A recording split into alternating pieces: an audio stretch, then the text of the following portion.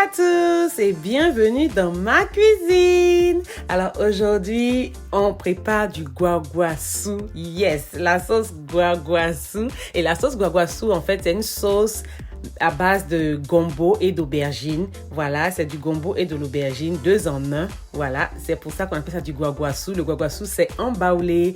C'est une sauce baoulée. Guaguasu, ça veut dire verse dessus. Donc, verse l'aubergine, verse le gombo. Guaguasu, pas guaguasu. Restez scotchés.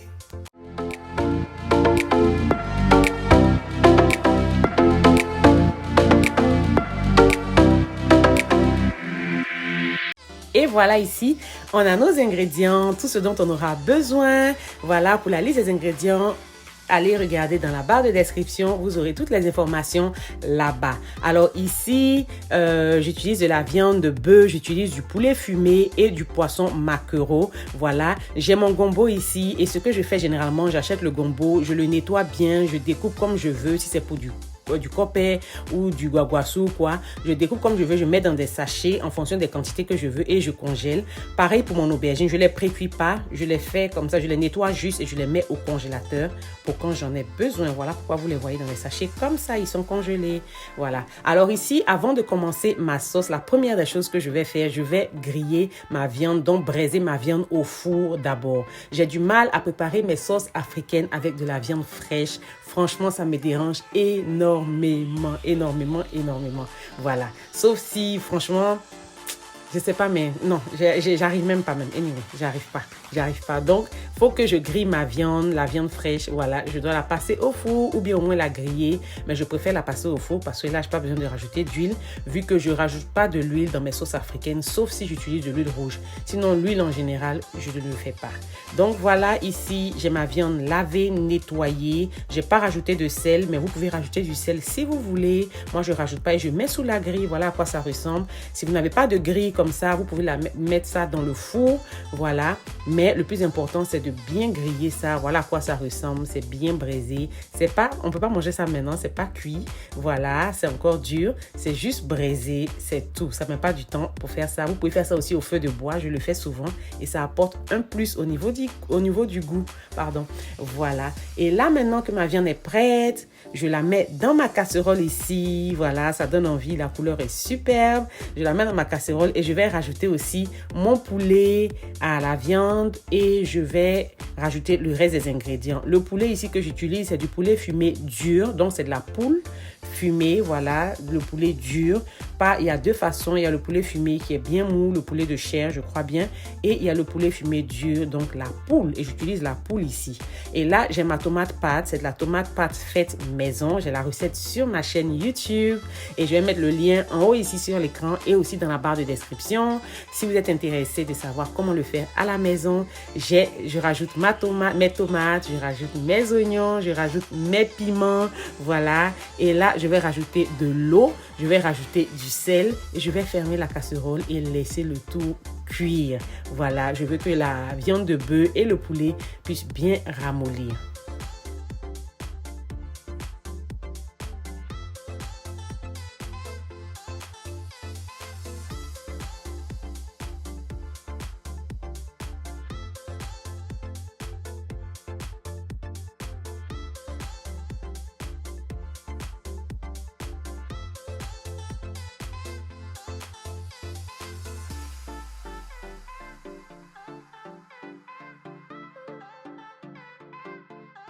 Et voilà, après 10 à 15 minutes, je reviens et je rajoute mes aubergines et mon gombo, mes gombos. Voilà, et je vais laisser le tout cuire encore. Je vais rajouter aussi de la poudre de gnognon.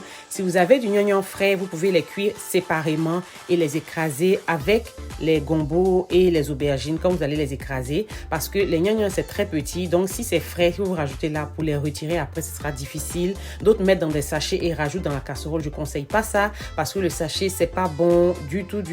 Voilà, c'est pas bon de faire ça, c'est pas bon pour la santé. Donc, si vous avez du gnognon frais, faites cuire ça séparément. Moi, j'ai rajouté du gnognon en poudre et je vais mettre la photo du gnognon pour montrer à quoi ça ressemble pour ceux qui ne savent pas ce que c'est que le gnognon vu que le mien était en poudre. Voilà. Et une fois que j'ai rajouté le gnognon, je ferme et je laisse cuire encore et à peu près 20 minutes après, je reviens et voilà. c'est prêt. Je vais retirer mes légumes, donc mes tomates, oignons, gombo, aubergines. Je vais aller écraser. Et le piment aussi, si vous mangez épicé. Sinon, si vous ne mangez pas épicé, faites comme moi. Retirez vos piments, mettez-les sur le côté avant de les écraser par erreur. Et la sauce sera super épicée et les enfants ne pourront pas manger. Voilà. Donc, ce que je fais ici, c'est que je retire d'abord les tomates et les oignons. Et je vais les écraser d'abord avant de venir rajouter les aubergines et le gombo pour écraser le tout. Et j'utilise mon talier pour écraser. Le talier, c'est le bol que vous voyez derrière là. C'est un plat africain, voilà, qui s'utilise pour écraser aussi de façon traditionnelle. Voilà, si vous n'avez pas de talier, vous pouvez utiliser le mixeur, oui, mais le mixeur, il risque d'écraser lisse, alors qu'on ne veut pas écraser lisse. De façon traditionnelle, le guaguassou, ça s'écrase à la je m'en fous. Voilà. En fait, c'est une sauce gombo baoulé mélangée à la sauce aubergine. Voilà. Et le gombo baoulé, si vous connaissez, le gombo baoulé, c'est le gombo, on appelle ça boloubagba. C'est-à-dire que c'est du gombo écrasé à la je m'en fous. C'est pas du copé, c'est différent du copé, c'est différent du gombo écrasé. Voilà. Je sais pas comment vous expliquer, mais voilà. Donc, c'est ce qu'on veut faire en fait. C'est ce mélange-là qu'on veut faire. Donc, on va écraser au talier. Donc, je ne vous conseillerais pas le mixeur. Je vous conseillerais plutôt une fourchette. Peut-être mettez le tout dans une assiette et utilisez la fourchette comme si vous étiez en train d'écraser la pomme de terre pour faire de la purée de pommes de terre. Voilà, ça peut vous donner la même texture. Ou bien l'appareil qu'on prend pour écraser les pommes de terre là. Voilà, vous pouvez utiliser ça aussi. Bon, voilà que j'ai enlevé tous mes légumes. Avant d'aller finir de les écraser, je rajoute la peau de poisson et la peau de crevette. C'est ce que je viens de mettre là. Voilà, et je rajoute mon poisson. Donc, j'ai du poisson maquereau fumé et j'ai déjà nettoyé le poisson. J'ai ouvert, j'ai enlevé les arêtes parce qu'il y a des enfants qui vont manger. Donc, j'ai enlevé toutes les arêtes du poisson. Je l'ai nettoyé et tout et je le rajoute là. Voilà. Donc, voilà, vous pouvez faire ça. Vous n'êtes pas obligé. Vous pouvez, si c'était des adultes seulement qui mangeaient, j'allais juste casser le poisson en deux, enlever la tête et puis le mettre dedans, le nettoyer puis le mettre dedans. Mais comme il y a des enfants, j'ai enlevé toutes les arêtes. Je vais laisser là cuire. À ce niveau-là, vous voulez que ça soit, le goût soit à point, le sel, l'assaisonnement, que tout soit au point. Voilà. Maintenant, on va laisser ça bouillir comme ça, mijoter et on va aller écraser le reste de nos légumes.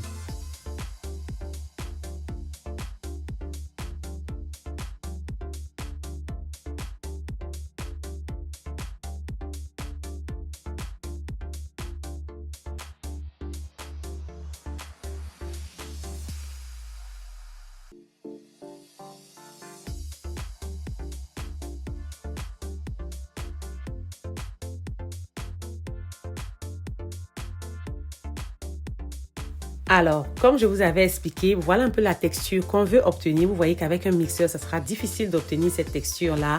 Voilà pourquoi j'ai dit soit la fourchette, soit l'appareil pour faire la pomme de terre, la purée de pommes de terre. Voilà. Et voilà ce que ça donne ici.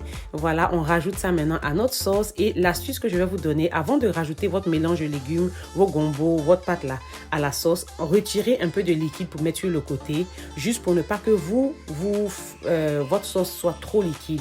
Enlevez un peu du liquide pour mettre sur le côté et rajoutez vos légumes écrasés et vous mélangez bien. Si vous voyez que la texture est un peu trop lourde, vous pouvez rajouter un peu de liquide et contrôler la texture au fur et à mesure, voilà, pour éviter de vous retrouver avec une sauce qui aura trop d'eau et ce sera difficile de retirer l'eau. Donc, retirez au début un peu de sauce pour mettre sur le côté, rajoutez tous vos gombos et légumes, vos légumes écrasés, gombo, aubergines, tomates, oignons dedans. Et puis maintenant, si vous n'êtes pas satisfait, vous pouvez rajouter du liquide au fur et à mesure. C'est mieux ainsi. Une fois que c'est fait, laissez mijoter sans fermer pendant à peu près 5 à 10 minutes et voilà, l'huile sera au-dessus comme ça et c'est prêt. L'huile ne vient pas de quelque part, on n'a pas rajouté d'huile, ça vient de la viande et du poulet. Voilà, c'est de l'huile naturelle. On n'a pas rajouté d'huile. Et voilà, votre sauce est prête après 5 à 10 minutes. Moi, j'ai mangé pour moi avec du foutou igname. On a mangé du moins avec du foutou igname. C'était très bon, très, très, très délicieux. Merci beaucoup, beaucoup, beaucoup d'avoir regardé ma vidéo. J'espère que vous avez aimé. J'espère que vous allez l'essayer. En tout cas, n'hésitez pas à souscrire à ma chaîne si vous ne l'avez pas encore fait.